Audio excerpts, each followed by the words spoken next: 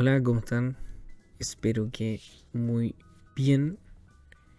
Este va a ser uno de los primeros videos que vamos a grabar en este canal.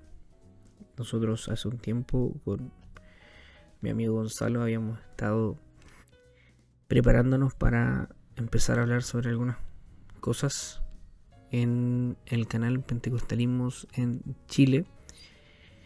Y me pareció pertinente en este día empezar a grabar sobre temas que conciernen a la iglesia evangélica, en especial a las iglesias pentecostales, que es el fin de este canal. De hecho, con Gonzalo vamos a estar grabando y espero tener participación de otras personas que son también expertas también en algunas temáticas. Diferentes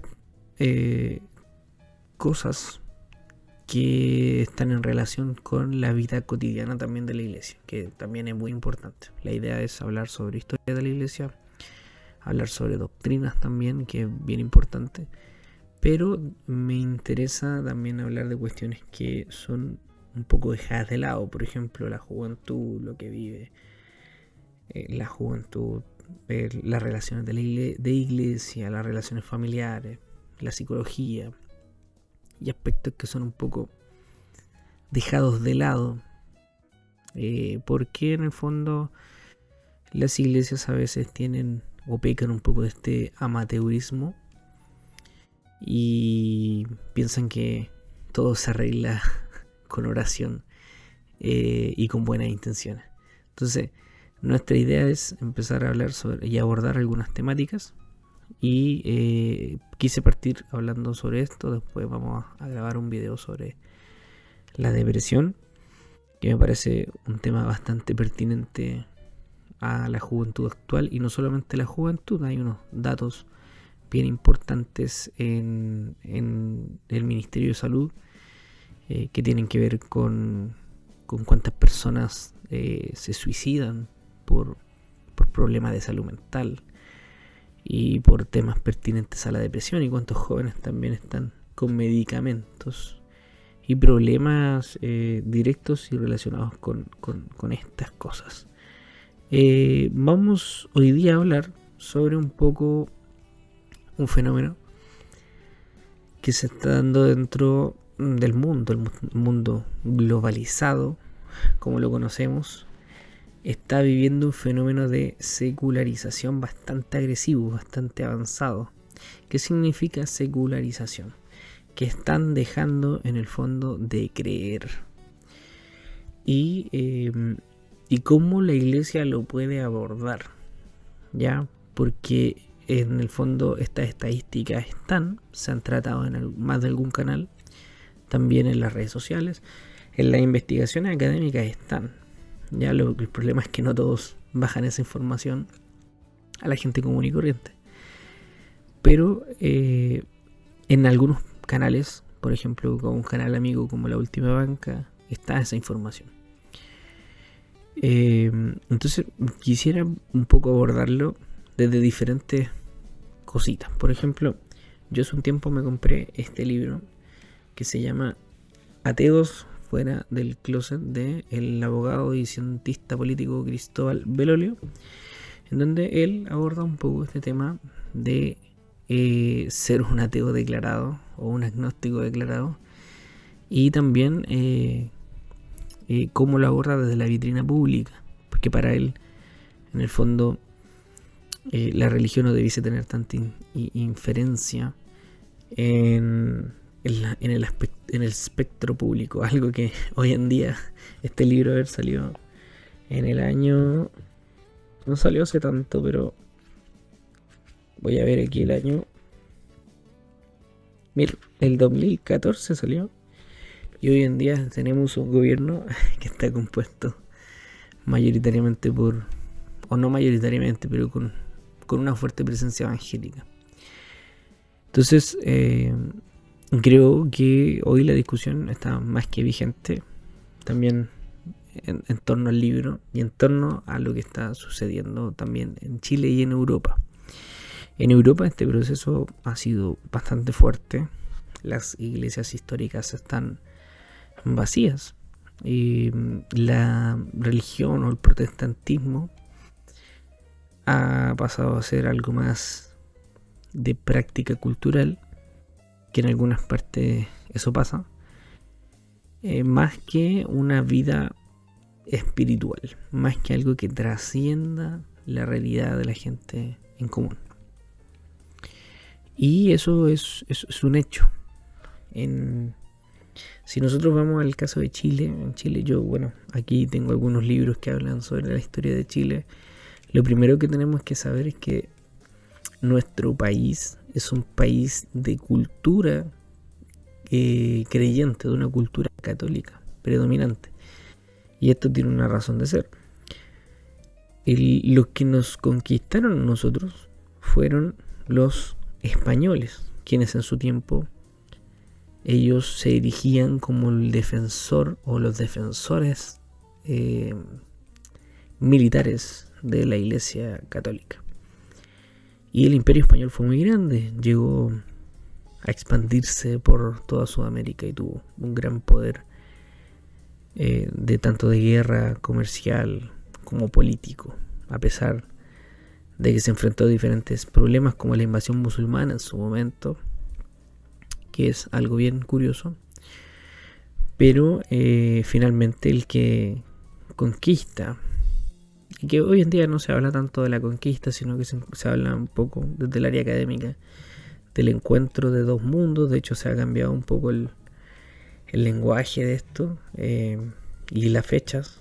El nombre de la fecha de la celebración se le dice el encuentro de entre dos mundos, porque en el fondo aquí no hubo un descubrimiento, sí hubo una conquista, pero no hubo un descubrimiento, sino un encuentro, porque aquí había gente. Y lo que se hizo fue prácticamente una cultura se enfrentó a la otra. Y el catolicismo acá se implanta de manera cultural, pero de una manera que queda arraigado en las sociedades latinoamericanas. Porque tienen que ustedes pensar que para el indígena la vida diaria, y esto lo pueden ver en libros de antropología y también de historia. Por ejemplo, Sergio Villalobos tiene un libro que se llama Para una meditación de la conquista, y él aborda cuestiones culturales sobre el indigenismo. También, por ejemplo, un autor histórico bien importante en esta materia es Sergei Gruzinski, que habla sobre este encuentro global entre el Imperio Español y la cultura mexica o azteca, o con todos los pueblos que se encontraron los españoles en América. Entonces tenemos que entender eso, que se metió de una manera muy muy especial y profunda. O sea, el catolicismo y el mundo español está enraizado en las sociedades latinas. Y eso es porque aquí hubo un proceso de evangelización. La conquista era un proceso evangelizador. Y como era un proceso evangelizador, acá no existían, los indígenas no eran esclavos como tal. Hubo una discusión religiosa al respecto, y también el Papa tuvo que ver en esto, también algunos sacerdotes y misioneros, como por ejemplo el sacerdote Padre de las Casas. Padre de las Casas, que aquí cerquita de donde vivo hay una localidad llamada así. Él defiende a los indígenas, y se empieza a ver cómo debían ser tratados los indígenas. Entonces, una de las formas que adopta el Imperio Español y el catolicismo es tratarlos como súbditos. Y como súbditos ellos tenían que vivir bajo un sistema, y ese sistema era el de la encomienda, en donde ellos trabajaban, eran, digamos, servidores del rey, no eran esclavos, y tenían que tributar, y tenían algunos derechos de la época que son contextuales. No es que creamos que no hay que creer en un sistema de desigualdad en ese tiempo, porque es algo anacrónico. Entonces se enraiza de tal manera que, por ejemplo, toma aspectos culturales propios del indigenismo. Por ejemplo, el mito de la Virgen de Guadalupe nace porque en la época había un tema con unas apariciones de una mujer, o un mito sobre una mujer en el sector de lo que es ahora México. Y eso el catolicismo lo mezcla, lo que se llama hibridismo cultural o aculturación. Ese tema también está en lecturas. Por ejemplo, Svetan Todorov habla sobre eso, sobre lo otro y sobre la hibridación o el hibridismo cultural, que es en el fondo es mezclar dos culturas. El catolicismo va y mezcla, digamos, el mito popular con una cuestión teológica propia de ellas, que era María. Y en el fondo, al hablar de una aparición de una virgen, de una mujer, se usa ese mito para hablar de que había aparecido la Virgen de Guadalupe.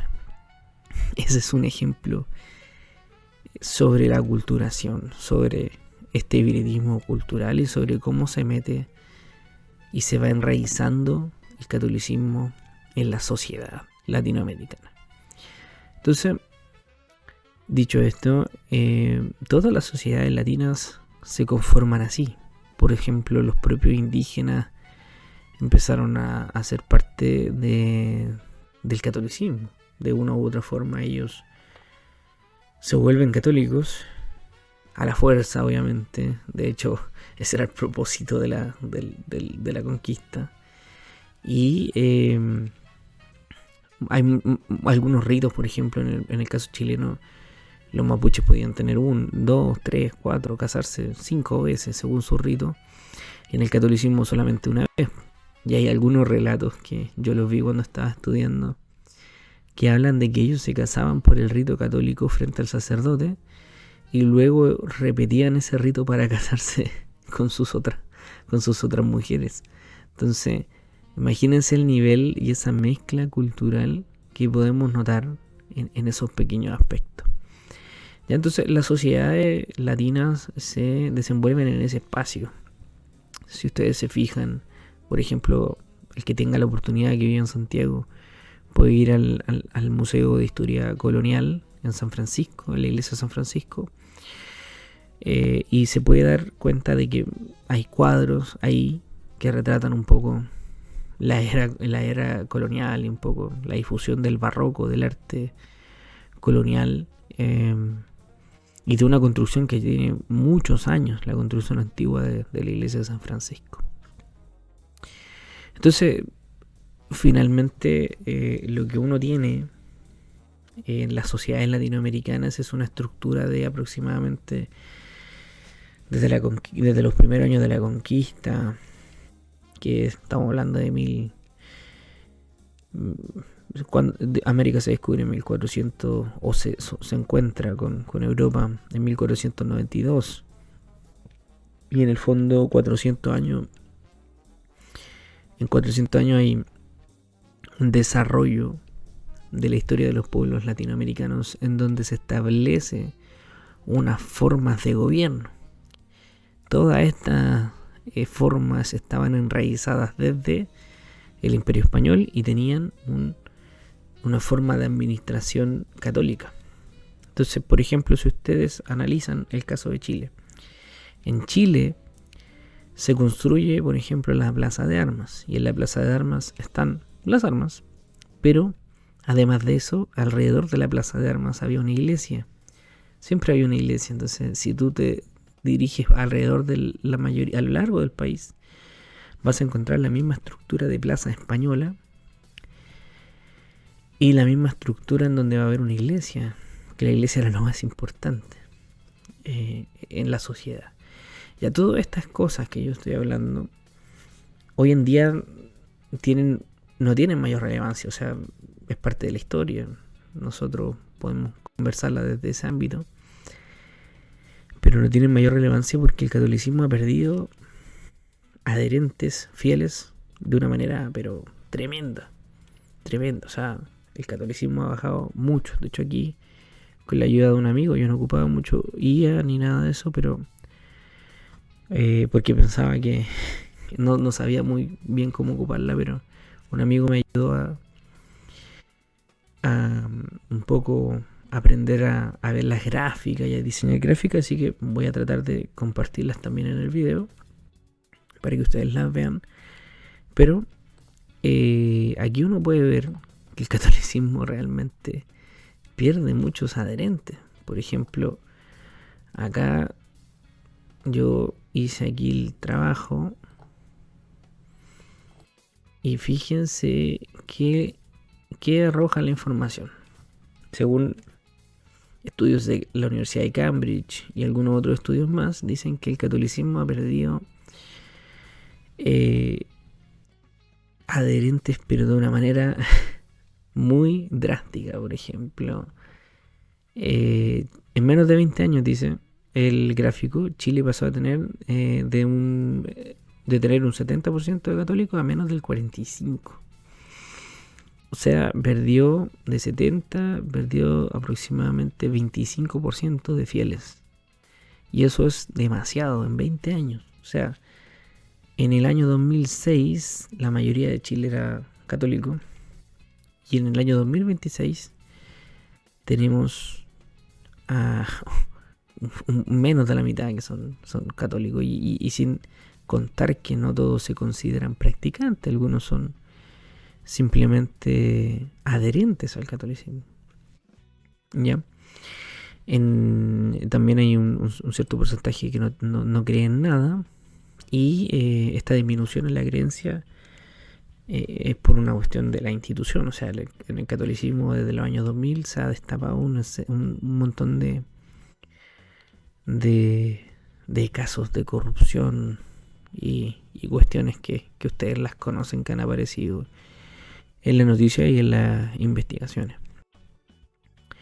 Entonces, en cuanto al mundo evangélico, el mundo evangélico, por ejemplo, ha tenido un crecimiento paulatino, estancado, pero lo ha tenido.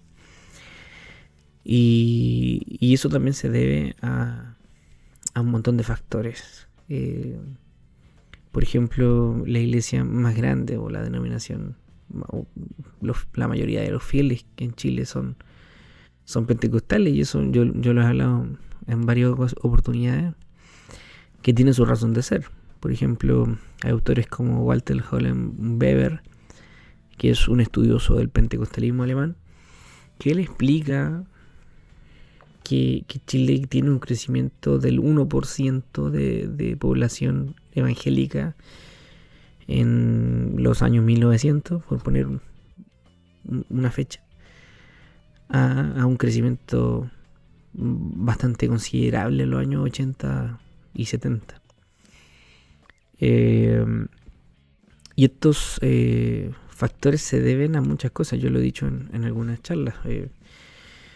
Le debemos el crecimiento a varios temas, como por ejemplo Juan Canut de Montt, que yo lo llamo el protopentecostal.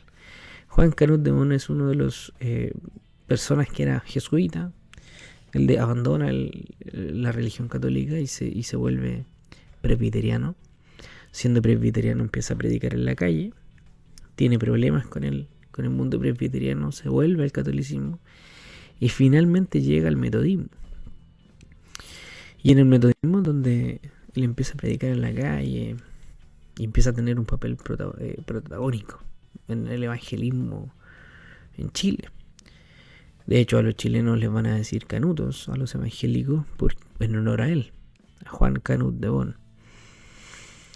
Y luego tienes a Willy Hoover, que Willy Hoover, cuando llegaba al paraíso y empieza a hacer una obra de búsqueda del Espíritu Santo, en medio del avivamiento, él va a las masas más desprotegidas, a la gente pobre, a la gente que por ejemplo vivía de la pesca. Valparaíso, siendo un puerto, tenía una diversidad de personas tremenda, y así como habían ingleses y gente que tenía mucho poder y dinero, por cuestiones de lógica. En los años 1900 se movía mucho dinero en Chile, por pesqueras, por un montón de negocios y empresas que habían. Aparte, Paraíso era un puerto con mucha importancia, de ahí salen canciones y cuestiones bien importantes. Y él va a los pobres. Y finalmente el pentecostalismo se enfoca en los pobres. Ahora, por ejemplo, un amigo cercano va a publicar un libro en la editorial Tarso, hablando de la chimba, que la chimba era un lugar precario, que desde la colonia se hablaba de la chimba, y ahí vivían los negros, los esclavos, vivían indígenas, vivía la gente que era de mal vivir, y quedó estigmatizado ese lugar, ahí en cerca de Independencia. Y él va a sacar un libro hablando sobre eso, sobre a quién llegaron los pentecostales. Y los pentecostales llegaron a la gente que en el fondo nadie las tomaba en cuenta. Esto también yo lo he dicho en varias oportunidades. Hasta el Concilio Vaticano II la misa se celebraba en latín, y los pobres no tenían idea de leer. O sea, ¿cuál era la tasa de analfabetismo en los años 1900? Sin embargo, la Biblia es una herramienta por la cual, por ejemplo, Diego Thompson intenta enseñar a leer a la gente. Más adelante el pentecostal va a tener la Biblia como su mayor referencia de lectura. Entonces, ¿a quién llega el pentecostal? Al desprotegido, a la gente que en el fondo nadie lo toma en cuenta y que no sabe leer, que además esta experiencia de iglesia pentecostal te sirve para en el fondo darle esperanza al mundo, porque el mensaje del pentecostalismo es bien importante, y hace dar esperanza a la gente. Entonces el pentecostalismo se vuelve, como les digo, un movimiento importante dentro del mundo evangélico. El que no lo considera así está totalmente equivocado, debo decirlo. Los datos son tremendamente decidores. Por ejemplo, aquí yo tengo el gráfico que me muestra que el 90% aproximado del mundo evangélico en Chile es pentecostal. O sea, eso es innegable. Y esto dice bastante. Por ejemplo, las autoridades ahora que están en el gobierno usualmente vienen de trasfondo pentecostal o neopentecostal, como la ministra de la mujer. Entonces, tenemos estas gráficas y estos datos, y el que no quiera verlo, yo creo que tiene que empezar a leer un poco más y a darse cuenta de lo que está pasando en Europa, sobre todo, que, como les decía, en Europa hay un alto índice de secularización y de gente que ya no cree en nada, y que toma la religión, las iglesias, como una cuestión cultural y de costumbre. Entonces, tenemos toda esta explicación larga que he dado, y quiero llevarla a lo siguiente. O sea, y espero que esto también sirva para otras personas que son de otras denominaciones. Tenemos un problema al cual enfrentar. Aquí no se trata de denominaciones. Los presbiterianos, los bautistas, los anglicanos, los pentecostales, los metodistas pentecostales y los metodistas. Estamos enfrentando una sociedad que cada día se aleja más de Dios, y lo hace de forma declarada. Y ese es un problema con el cual tenemos que lidiar. Y si no lidiamos con esto, vamos a quedar estancados en el 18% y vamos a ir disminuyendo. Y el tema a priori en el video es eso: ¿cómo combatimos este panorama? Fíjense ustedes, en esta gráfica, por ejemplo, tenemos cuál es la tendencia a la baja o de práctica, digamos, de cuántas personas creen y cuáles no. Por ejemplo, en Europa Occidental hay entre un 30 y un 45% de población que cree o que todavía tiene algún credo en algo. Ya estoy diciendo algo porque me estoy afirmando de cualquier cosa, o sea, en el fondo de que crean en alguna religión. En Europa del Este, fíjense ustedes que pasó un fenómeno curioso.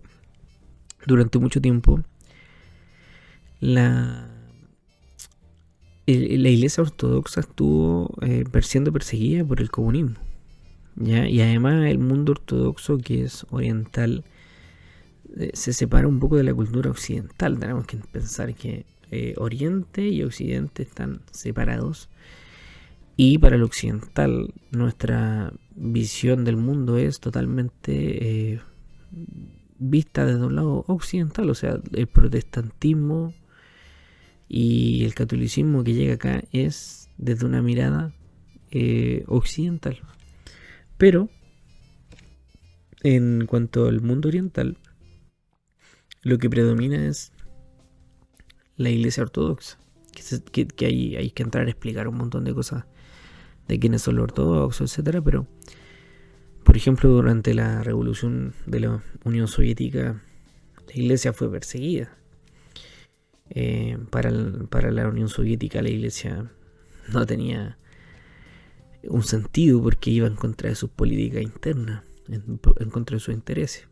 Entonces, en Europa del Este, en Europa, digamos, hacia el lado de Rusia, había un aumento, digamos.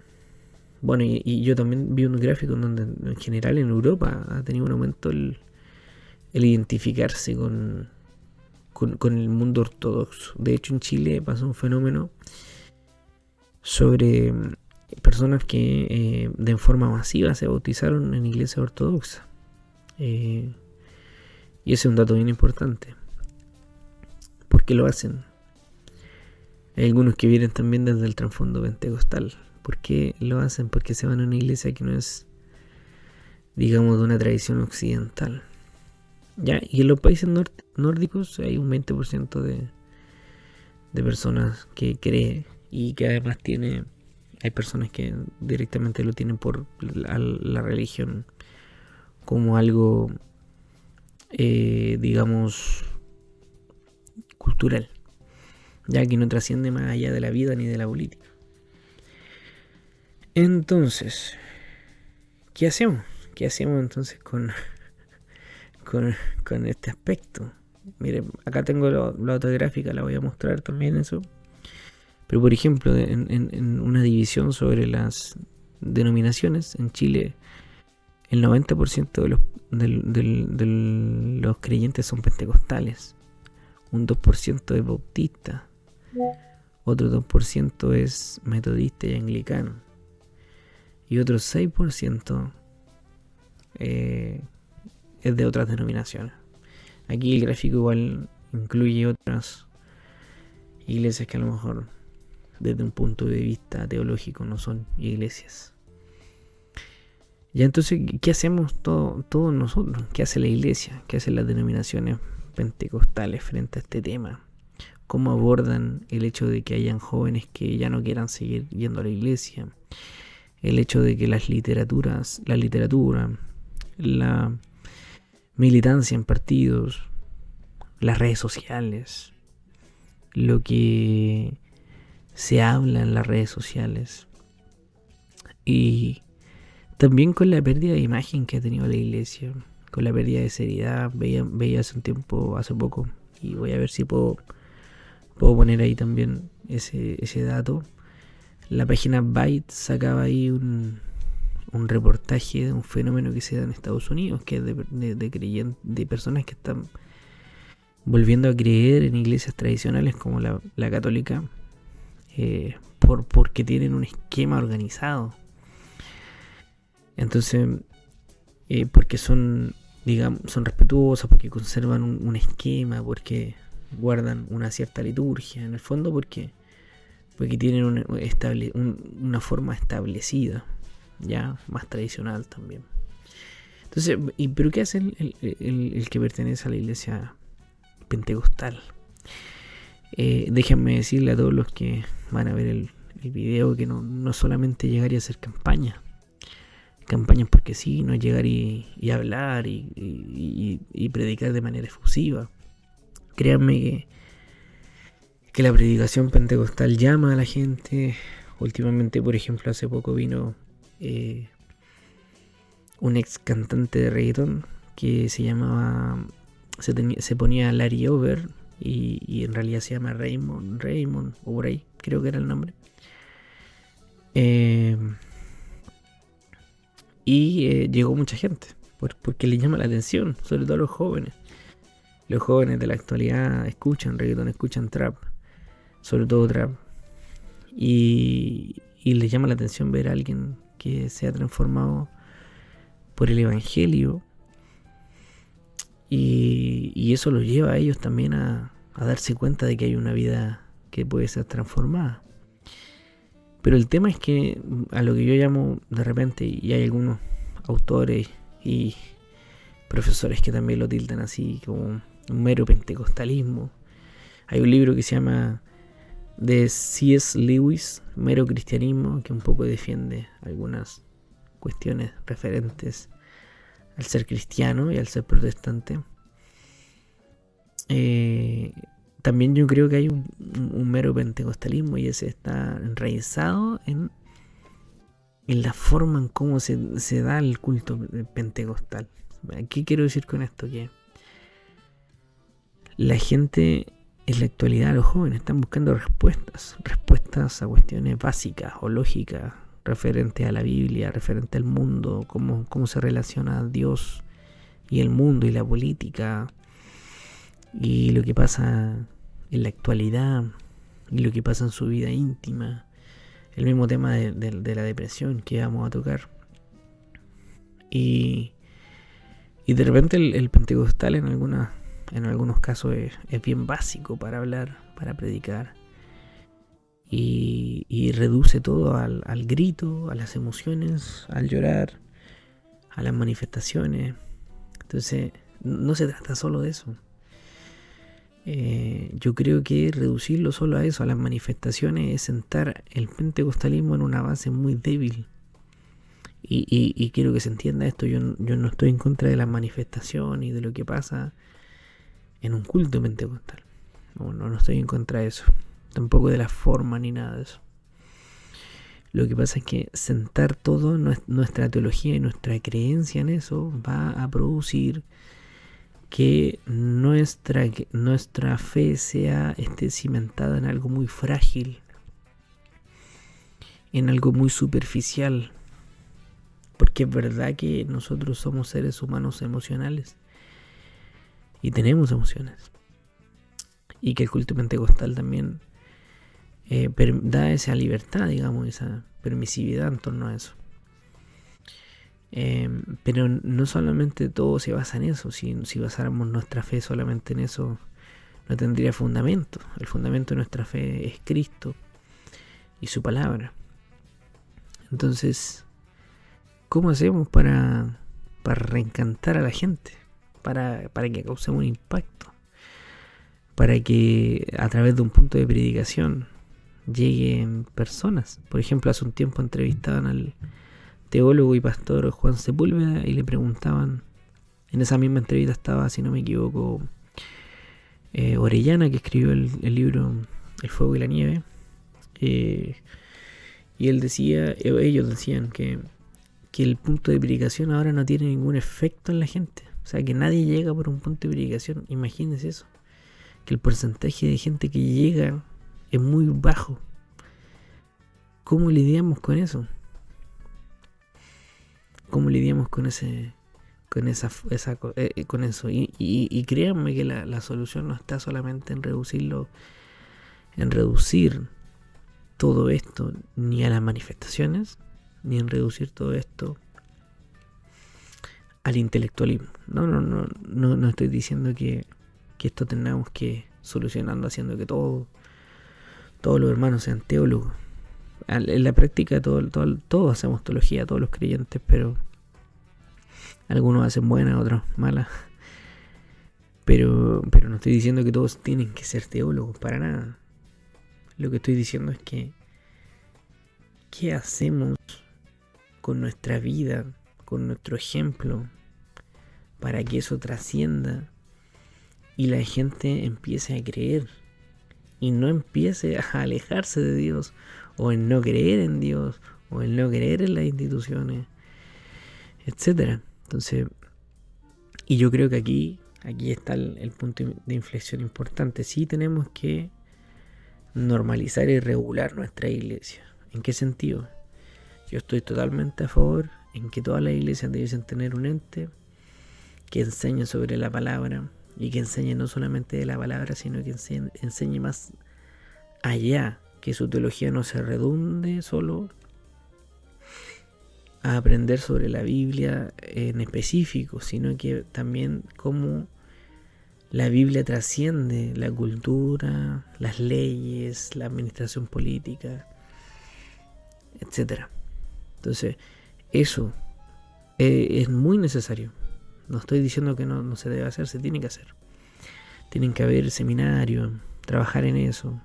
Pero que no solamente te enseñan a leer, hay seminarios que finalmente te enseñan solo a leer la Biblia. Pero esto va más allá, es de hablar de una cosmovisión. La cosmovisión tiene que ver cómo yo veo el mundo. Y además de eso, yo creo que una de las cosas más importantes, que es la vida cristiana. La vida cristiana. Y acá yo debo recurrir a autores que hablan sobre temáticas muy importantes que han sido olvidadas por la iglesia. Por ejemplo, Edwards and Bones escribe un libro sobre la oración. Y cuán necesario se hace orar. Cuán necesario se hace orar en la iglesia, en la vida del creyente. Y sobre todo por una nación que necesita de Dios hoy más que nunca. Y Leonard Ravenhill, que escribe un libro que se llama ¿Por qué no llega el avivamiento?, que tuve que usarlo en una cita hace poco para un libro que estoy trabajando y escribiendo. Él pone que la cenicienta de la iglesia es la oración, porque ya nadie ora. Estamos hablando que Leonard Ravenhill escribió hace más de 60, 70, 80 años por ahí. Entonces, ¿qué quiero decir con esto? Que hay que no estoy diciendo que esta cuestión sea esperanzadora ni nada de eso, ni que les traigo la solución mágica, no. Sino que yo creo que tenemos que despertar como iglesia, porque la iglesia no es solamente una cuestión humana, sino que también espiritual, es un ente espiritual. Y en ese sentido tenemos que empezar a buscar herramientas que nos ayudan a que la gente llegue a los pies de Cristo, a que conozcan del Señor y que no sea lacerado ni mancillado el Evangelio. Y esa es nuestra tarea. Voy a intentar poner las gráficas, como les decía, que me parecían muy, muy importante que todos las vean, pero nuestra tarea como iglesia es hacer algo. Y yo creo que la solución está más cerca de lo que creemos. Y entre eso es la oración, la búsqueda del Señor, el pedir perdón, el ser ejemplo, el tener una fe íntegra, el no caer en casos de corrupción y muchas otras cosas más. Entonces, voy a tratar de poner los datos para que ustedes los vean y espero que reflexionemos después de tener una fe tan enraizada en Dios, pasar a un porcentaje mayoritario en que ya no quieran creer en Dios y que muchas de las personas sientan que ya no es necesario que Dios esté dentro de la política, dentro del escenario público. Créanme que el que estén personas evangélicas dentro del gobierno, eso va a generar críticas de una u otra forma. Entonces, creo yo que tenemos que empezar a reformar nuestra iglesia desde un buen punto de vista, no desde la reforma como tal, que cada iglesia sea como es. No estoy diciendo que las pentecostales tengan que hacerse reformados para poder tener una buena dirección, nada por el estilo, sino que tenemos que tener un cambio de estructura en el cual podamos trascender en la sociedad. Y de verdad tiene que haber algo que nos una. No puede ser que la discusión hoy en día solamente sea sobre si este es arminiano, el otro es calvinista, este es metodista, el otro es pentecostal, este es bautista, este es presbiteriano. Las discusiones esas yo creo que están de más. Hoy en día las iglesias tienen que unirse bajo este objetivo, que es pelear contra este tipo de secularización, contra que la gente no quiere creer, no quiere, que estamos perdiendo, digamos, fieles, y estamos en una crisis de fe tremenda. Así que espero que haya servido, que les sirva esta reflexión, que este análisis de alguna manera ayude, y que sea un llamado de atención para el que lo necesite, y que empecemos, los que vean el video, los pastores o gente que esté vinculada a corporaciones, pueda poner una alerta en su sistema de trabajo y puedan hacer algo que trascienda más allá. Esto no se trata solamente, como decía, de formar seminarios, que prácticamente hay seminarios que enseñan solamente a aprender a leer la Biblia nomás. Y el seminario va más allá, representa una cosmovisión. Para eso se hizo el seminario, y también para misionar. Y por ahí hay una estadística bien brutal en cuanto a las misiones. Chile misiona muy poco y abre misiones en el extranjero muy poco, y tiene una trascendencia hacia afuera muy mínima. Y eso también es importante. El seminario nació también como una forma de misionar.